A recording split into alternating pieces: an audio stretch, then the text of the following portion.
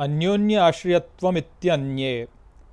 नमस्कार मित्रों, ये जो सूत्र है ये नारद भक्ति सूत्रों का 29वां सूत्र है जिसे हम आज गहराई से समझेंगे। तो आइए सबसे पहले इसके अर्थ को समझते हैं। तो जो सूत्र वो कहता है अन्योन्य अर्थात एक दूसरे पर, आश्रयत्वम अर्थात आश्रित होना, इति अन्ये अर्थात ऐसे अन्य मत है। तो यहाँ पर नारद मुनि अब कहते हैं कि भक्ति और ज्ञान का एक दूसरे पर आश्रित होना ऐसे अन्य मत है।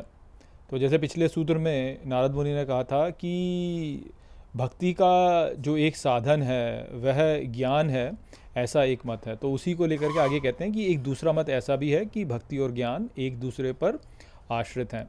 तो जैसे कि हमने पिछले सूत्र में भी समझा था कि ये जो मत हैं, ऐसा नहीं है कि ये मत जो हैं ये केवल केवल मत हैं, ऐसा भी नहीं है। और ना ही ऐसा है कि हमें इनको पूरा सत्य मानना चाहिए। बात बीच की है कि कुछ व्यक्तियों पर ये बात उचित है और कुछ पर ये बात लागू नहीं भी होती है। तो ये जो यहाँ पर मत है, इन मतों को जानना हमारे लिए महत्वपूर्ण इसलिए है ताकि हम भक्ति को और अच्छे से समझ सकें। किंतु इसको संपूर्ण सत्य या इसको संपूर्ण असत्य मानना ये ठीक हमारे लिए नहीं है। ये मत जो है इनको हमें जानना चाहिए। तो हमने ये तो जाना था कि किस प्रकार से ज्ञान जो है वह भक्ति का एक साधन हो सकता है, जहाँ पे हमने समझा था कि जो ऐसा व्यक्ति है जो कि एनालिटिकल माइंड वाला है, जो कि हर चीज़ का विश्लेषण करता है, ऐसा विश्लेषणात्मक जो मन होता है, उसको ज्ञान की पहले आवश्यकता होती है, तभी वह भक्ति की ओर अग्रसर होता है। क्योंकि यदि उसको सीधे कहा जाए कि आप भक्ति कीजिए तो वो बोलेगा कि आप ये क्या इस प्रकार की बातें मुझे करने को क्यों कह रहे हैं, ये तो कर कुछ तर्कहीन बातें हैं। तो ऐसा होता है। तो जो व्यक्ति टेक्निकल माइंड का है या एनालिटिकल माइंड का है, उसके लिए ज्ञान का मार्ग जो है वह पहले अपनाना ठीक होता है, ताकि वह पहले समझे और फिर उसमें जो है आगे भक्ति विकसित हो।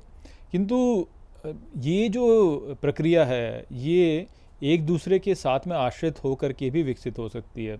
अर्थात होता क्या है कि मान लीजिए आपको ज्ञान दिया जाए, बौद्धिक स्तर पर वो ज्ञान जो है वह आपने प्राप्त कर लिया, किंतु उसको अपने अंतःकरण में यदि आपको उतारना है तो वह आप ऐसे नहीं उतार सकते कि आप बोले कि मैंने उतार लिया, बस अब तो मुझे समझ में आ गया, मैंने उतार लिया।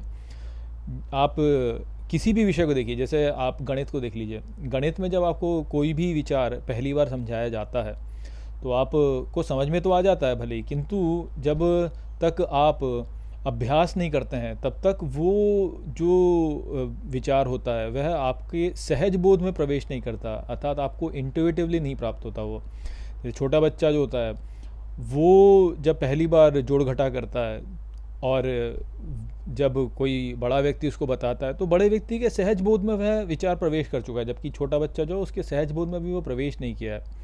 तो इसलिए जो बड़ा व्यक्ति होता है उसको तुरंत समझ में आ जाता है, किंतु छोटे व्यक्ति को समझ में नहीं आता है। तो ठीक इसी प्रकार से जब कोई ज्ञान आपको दे दिया जाए तो वह ज्ञान आपको एक बार भले ही समझ में आ जाए, किंतु जब तक आप उसको अपने जीवन में लागू नहीं करते हैं, जब तक आप उस ज्ञान को जीते नहीं हैं, तब तक जो है वह ज्ञान आप में स्थिर नहीं होगा। तो उस ज्ञान को जीना, उसको अपने जीवन में लागू करना, उसके लिए भक्ति एक बहुत ही श्रेष्ठ साधन है। क्योंकि भक्ति से जो है मन शुद्ध होता है। तो भक्ति से मन शुद्ध होगा, तो जब वो मन शुद्ध होगा तो वह शुद्ध मन ही फिर जो है शुद्ध ज्ञान को धारण करने में सक्षम हो सकेगा। अन्यथा वह ज्ञान जो है वह केवल बौद्धिक स्तर पर रहेगा और व्यक्ति के सहज बोध में प्रवेश नहीं करेगा। अहम ब्रह्मास्मि आपने बोल दिया कि मैं ब्रह्म हूँ, ये तो ठीक है, किंतु जब कोई आपके गाल पे चांटा मारेगा तो आपको क्रोध आएगा। तो ये जो स्थिति हो जाए कि व्यक्ति को क्रोध ना आए, उसको लेकर के भी वह उसमें संयम हो, धैर्य हो और वो समझ सके स्थिति को, तो उसके लिए फिर भक्ति जो है वह एक साधन निश्चित ही होता है। तो ये जो प्रक्रिया है इसमें एक दूसरे पर आश्रित होकर के व्यक्ति जो है प्रगति करता है कि उसमें ज्ञान आता है तो ज्ञान से भक्ति विकसित होती है, भक्ति विकसित होने से मन शुद्ध होता है तो ज्ञान पुनः और आता है, और ज्ञान जब आता है तो भक्ति और विकसित होती है और दृढ़ हो जाती है। भक्ति और दृढ़ होती है तो ज्ञान जो होता है और स्थिर हो जाता है। तो ज्ञान स्थिर होता जाता है, भक्ति दृढ़ होती जाती है, ज्ञान स्थिर होता जाता है, भक्ति दृढ़ होती जाती है। तो ये जो स्थिति है इस विषय में यहाँ पर इस सूत्र में बताया जा रहा है कि एक दूसरे पर आश्रित होना ये जो है ये एक अन्य मत है कि ज्ञान से भक्ति प्राप्त होती है, भक्ति से ज्ञान प्राप्त होता है, ज्ञान से भक्ति प्राप्त होती है, भक्ति से ज्ञान प्राप्त होता है। और इसका कोई आरंभ नहीं है। भक्ति से ज्ञान प्राप्त होगा, ज्ञान से भक्ति प्राप्त होगी, ऐसे भी हो सकता है, ऐसे भी हो सकता है ज्ञान से भक्ति प्राप्त हो, भक्ति से ज्ञान प्राप्त हो। तो ये तो आप पर निर्भर है। जो व्यक्ति जो है थोड़ा एनालिटिकल माइंड वाला है, विश्लेषणात्मक मन वाला जो व्यक्ति है, वो ज्ञान से आरंभ करेगा, उसमें भक्ति विकसित होगी, भक्ति से ज्ञान विकसित होगा, ज्ञान से भक्ति विकसित होगी। जो व्यक्ति जो है भावनात्मक मन वाला है, उसमें पहले भक्ति विकसित होगी, फिर ज्ञान आएगा, फिर भक्ति विकसित होगी, फिर ज्ञान आएगा। तो ये एक दूसरे पे आश्रित इस प्रकार से हैं। तो ये एक मत है और निश्चित ही इसमें सत्य है। ऐसा नहीं है कि ये इसको आप असत्य बोलेंगे या केवल इसको आप एक मत मानकर इसको आप नकार सकते हैं, ऐसा नहीं है। ये वास्तविकता में है, ऐसा होता है। और यदि हम इस मत को अच्छे से जानेंगे तो हम भक्ति को और अच्छे से समझ सकेंगे और उसको और अच्छे से धारण कर सकेंगे, जैसे कि आगे के सूत्रों में अब हम समझेंगे।